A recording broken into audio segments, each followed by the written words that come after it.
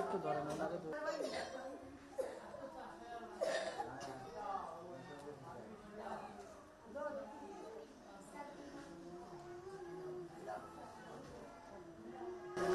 পানি উঠেছে, আমরা খুব কষ্টে আছি।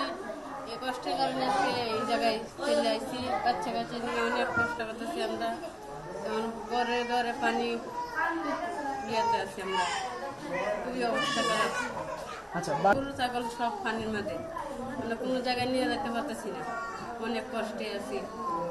আপনাদের বাড়িতে এখন কি অবস্থা? হাঁস মুরগি সবকিছু ফেলে কি এখানে আসছেন নাকি? জি বাবা, হাঁসে মুরগে তুই ফরাইয়া তুই জানতে চাইতাম ঠিক আছে, কত পানি করে মাঝে বাচ্চা ঘুরে যেতাম কিনা। এই কষ্ট আমরা খুব আইছি, কষ্ট হয়ে যায় খুব ব্যবস্থা নেই, আমরা খুব কষ্ট লাগে আছি। সারাটা দিন আমরা কাম চেষ্টা করে আসছি না, এরপরে যে তোমার সারা দিনে ওগুলো না কিছু না সবার তুমি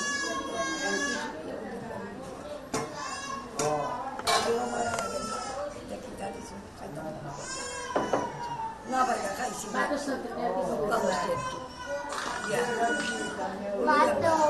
আর এরপরে কাপড়ে শুকতে পারবে কিচ্ছু করতে না, সব নিচে পারবে, সব নিচে কি পারবে। মানে আপনার সবকিছুই পানিদের সাথে চলে গেছে? জি জি জি চলে গেছে। গরু ছাগল হাঁস মুরগি আনতে পেরেছেন? জি ওইটা কিচ্ছু আনবার মতো লাগবো, জানটাতে বাঁচাইছে আল্লাহ বাচ্চা ওইটাই আমরা ভাগ্য আল্লাহ কিছু ওইটাই আমরা লাগবো।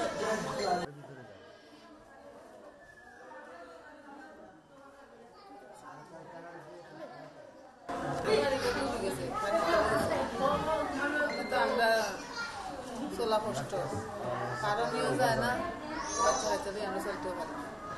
ওই আমরা এখানে একটু আশ্রয় কাজ করতো, আমরা বাচ্চা বাচ্চা নিয়ে আশ্রয় গেলাম।